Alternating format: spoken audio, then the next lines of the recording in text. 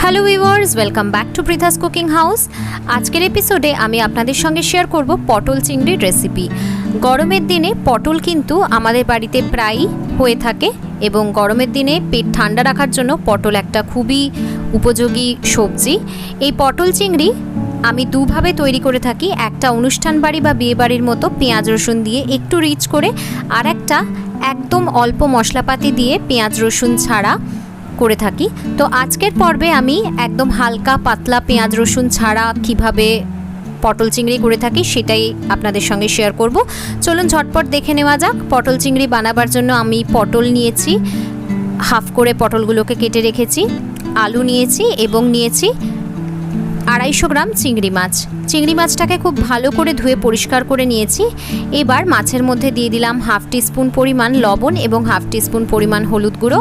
খুব ভালো করে লবণ এবং হলুদ গুঁড়ো মাখিয়ে মাছটাকে আমরা 10 থেকে 15 মিনিটের জন্য ম্যারিনেট করে রেখে দেব। এবারে একটা কড়াই নিয়ে নিয়েছি, কড়াইয়ের মধ্যে অ্যাড করছি প্রায় 3 টেবিল স্পুন পরিমাণ সর্ষের তেল। এই রান্নাটা সর্ষের তেলেই বেশি ভালো হয়, তবে আপনারা চাইলে অবশ্যই সাদা তেলেও করতে পারেন। তেলটা যখন ভালোভাবে গরম হয়ে যাবে তখন ডুমো ডুমো করে কেটে রাখা আলু আমি তেলের মধ্যে দিয়ে দেব। আমি এখানে 2টো মিডিয়াম সাইজের আলু নিয়েছি। এবার আলুর মধ্যে দিয়ে দেব সামান্য পরিমাণ একটু লবণ, যাতে আলুতে টেস্ট হয় তার জন্য। লবণটা অ্যাড করার পর একটু হালকা হাতে নেড়েচেড়ে দেব যাতে ভালোভাবে আলুর সঙ্গে লবণটা মিক্স হয়ে যায়। তারপরে একটা ঢাকনা চাপা দিয়ে 3 থেকে 4 মিনিটের জন্য আলুগুলোকে ভালো করে ভেজে নেব। 3 থেকে 4 মিনিট পর ঢাকনাটা সরিয়ে নিয়ে দেখতে পাচ্ছি আলুগুলো কিন্তু বেশ সুন্দরভাবে ভাজা হয়ে গেছে। দেখুন আলুর কালার চেঞ্জ হয়ে গেছে। এবারে তেল ঝরিয়ে আলুগুলোকে আমরা তুলে নেব। এরপরে ওই সেম আলু ভাজা তেলের মধ্যেই আমরা কেটে রাখা পটলগুলো দিয়ে দেব। পটলের মধ্যেও সামান্য পরিমাণ একটু লবণ আমরা অ্যাড করে দেব যাতে পটলের মধ্যে একটু স্বাদ হয়। লবণটা অ্যাড করে খুব ভালো করে আবারও নেড়ে চেড়ে দেব পটলটাকে, যাতে লবণটা ভালোভাবে পটলের সাথে মিশে যায়। তারপরে আবারও ঢাকনা চাপা দিয়ে পটলটাকে 3 থেকে 4 মিনিটের জন্য আমরা একটু ভেজে নেব। 3 মিনিট পর ঢাকনাটা সরিয়ে নিয়ে দেখতে পাচ্ছি পটলটা মোটামুটি ভাজা হয়েছে, তবে এখনও সম্পূর্ণ ভাজা হয়নি, মোটামুটি 40% মতো ভাজা হয়েছে। তাই জন্য আবারও একটু নেড়েচেড়ে আবার ঢাকনা চাপা দিয়ে দেব। আরও 2 থেকে 3 মিনিটের জন্য পটলটাকে আমরা ভালো করে ভেজে নেব। ইন দ্য মিন টাইম একটা বাটি নিয়ে নিয়েছি, এর মধ্যে একটা মশলা প্রিপেয়ার করব আমরা। প্রথমেই নিয়ে নিলাম 2 টেবিল স্পুন পরিমাণ জিরে গুঁড়ো। তারপরে এর মধ্যে অ্যাড করব সামান্য পরিমাণ হলুদ গুঁড়ো, প্রায় 1/4 টিস্পুন পরিমাণ। এবারে এর মধ্যে অ্যাড করব 1/4 টিস্পুন পরিমাণ এমনি লাল লঙ্কার গুঁড়ো, মানে যেটা ঝাল লাল লঙ্কার গুঁড়ো সেটা। তারপরে অ্যাড করব 2 টেবিল স্পুন পরিমাণ কাশ্মীরি রেড চিলি পাউডার বা কাশ্মীরি লাল লঙ্কার গুঁড়ো, যাতে সুন্দর একটা কালার হয় তার জন্য। এবারে সামান্য পরিমাণ প্রায় 3 টেবিল স্পুন পরিমাণ মতো হালকা ঈষদুষ্ণ গরম জল এর মধ্যে অ্যাড করে একটা মশলার পেস্ট আমরা বানিয়ে রেখে দেব। দেখুন এরকম থকথকে গাঢ় মশলার পেস্টটা হবে। খুব ভালো করে মিশিয়ে নিয়ে এবারে এটাকে আমরা সাইডে রেখে দেব। পটলটা দেখুন এতক্ষণে খুব ভালো মতো ভাজা হয়ে গেছে। তো এবারে আমরা তেল ঝরিয়ে পটলটাকে কিন্তু একটা পাত্রের মধ্যে তুলে রেখে দেব। তারপর ওই সেম পটল ভাজার তেলের মধ্যেই আমরা আগে থেকে ম্যারিনেট করে রাখা যে চিংড়ি মাছগুলো ছিল সেই চিংড়ি মাছগুলো অ্যাড করে দেব এবং খুব ভালো করে নেড়ে চেড়ে চিংড়ি মাছটাকে আমাদের 1.5 থেকে 2 মিনিট ধরে একটু হালকা করে ভেজে নিতে হবে।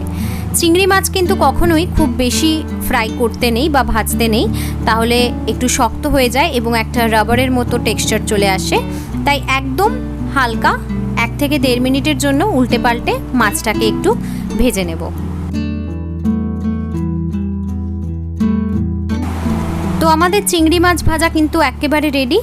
এবারে তেল ঝরিয়ে চিংড়ি মাছগুলোকে আমরা একটা পাত্রের মধ্যে তুলে নেব। তারপরে ওই সেম কড়াইয়ের মধ্যেই আমরা অ্যাড করব আরও প্রায় 1 টেবিল স্পুন পরিমাণ সর্ষের তেল। তেলটা ভালো মতো গরম হয়ে গেলে তেলের মধ্যে অ্যাড করব একটা শুকনো লঙ্কা। শুকনো লঙ্কাটাকে আমি মাঝখান থেকে ফাটিয়ে নিয়ে অ্যাড করলাম। তারপরে অ্যাড করব হাফ টিস্পুন পরিমাণ গোটা জিরে। জিরে আর শুকনো লঙ্কাটা 5 থেকে 6 সেকেন্ড ধরে একটু হালকা ভেজে নিতে হবে। তারপর আমি অ্যাড করছি 2টো তেজপাতা, 2 টুকরো দারচিনি, 3টে ছোটো এলাচ এবং 3টে লবঙ্গ। এই সমস্ত কিছু 15 থেকে 20 সেকেন্ড ধরে যখন ভাজা হয়ে যাবে, একটা সুন্দর যখন গন্ধ বেরোবে, তখন আগে থেকে যে মশলাটা আমরা প্রিপেয়ার করে রেখেছিলাম সেটা আমরা তেলের মধ্যে অ্যাড করে দেব। এবার খুব ভালো করে নেড়েচেড়ে মশলাটাকে কিন্তু আমাদের কষিয়ে নিতে হবে। 1.5 থেকে 2 মিনিট মশলাটা কষিয়ে নেওয়ার পর দেখতে পাচ্ছি মশলাটা বেশ সুন্দরভাবে কষে গেছে, তেল সেপারেট হতে আরম্ভ করে দিয়েছে। এই অবস্থায় মশলাটা যাতে পুড়ে না যায় তার জন্য অ্যাড করলাম প্রায় 2 টেবিল স্পুন পরিমাণ জল। জলটা অ্যাড করে আরও 3 থেকে 4 মিনিট ধরে মশলাটাকে ভালো করে কষিয়ে নেওয়ার পর দেখতে পাচ্ছি আবারও মশলা থেকে তেল সেপারেট হতে আরম্ভ করে দিয়েছে। এই অবস্থায় অ্যাড করছি ফ্যাটানো টক দই। আমি 2 টিস্পুন পরিমাণ টক দইকে সামান্য পরিমাণ একটু চিনি দিয়ে ভালো করে ফেটিয়ে রেখেছিলাম, সেই ফ্যাটানো টক দইটাই অ্যাড করলাম। এবার এই টক দই সমেত মশলাটাকে আমাদের 3 থেকে 4 মিনিট ধরে খুব ভালো করে কষিয়ে নিতে হবে। 3 থেকে 4 মিনিট পর ফিরে এলাম। দেখুন মশলাটা কিন্তু খুব ভালো মতো কষে গেছে, তেল সেপারেট হতে আরম্ভ করে দিয়েছে। এই অবস্থায় মশলার মধ্যে অ্যাড করছি আমি জল। জলটা সম্পূর্ণ নির্ভর করছে আপনারা কতটা পরিমাণ গ্রেভি বা ঝোল খেতে পছন্দ করছেন তার উপরে। আমি এখানে প্রায় 1.5 কাপ পরিমাণ জল অ্যাড করলাম। তারপরে অ্যাড করছি স্বাদ মতো লবণ এবং স্বাদটাকে ব্যালেন্স করার জন্য সামান্য পরিমাণ চিনি। লবণ আর চিনি অ্যাড করে খুব ভালো করে নেড়েচেড়ে দেব এবং এই ঝোলটা ফুটে ওঠা পর্যন্ত আমরা অপেক্ষা করব। 5 মিনিট পর দেখতে পাচ্ছি ঝোলটা কিন্তু সুন্দরভাবে ফুটে উঠেছে। এবারে আমরা আগে থেকে ভেজে রাখা পটল এবং আলু এই ঝোলের মধ্যে অ্যাড করে দেব এবং তারপর অ্যাড করব আগে থেকে ভেজে রাখা চিংড়ি মাছটা। চিংড়ি মাছটা অ্যাড করার পর খুব ভালো করে নেড়েচেড়ে আমাদের ঝোলের সঙ্গে মাছ, পটল, আলু সমস্ত কিছু মিক্স করে দিতে হবে এবং একটা ঢাকনা চাপা দিয়ে 6 থেকে 7 মিনিটের জন্য ঝোলটাকে ফুটতে দিতে হবে। 6 থেকে 7 মিনিট পর ফিরে এলাম। দেখুন ঝোলটা কিন্তু খুব সুন্দরভাবে ফুটে উঠেছে। এই অবস্থায় আমরা ঝোলের মধ্যে অ্যাড করব 1 টেবিল স্পুন পরিমাণ ঘি। আমি এখানে আমার বাড়িতে তৈরি ঘি অ্যাড করছি। আপনারা যদি ঘি বানানোর পদ্ধতিটা এখনও দেখে না থাকেন তাহলে রেসিপিটা অবশ্যই দেখে নিতে পারেন। উপরের আই আইকনে ক্লিক করলেই দেখতে পাবেন বাড়িতে কিভাবে সহজে ঘি বানানো যায় তার রেসিপি। তারপরে অ্যাড করলাম সামান্য একদম 1/4 টিস্পুন পরিমাণ গরম মশলা গুঁড়ো।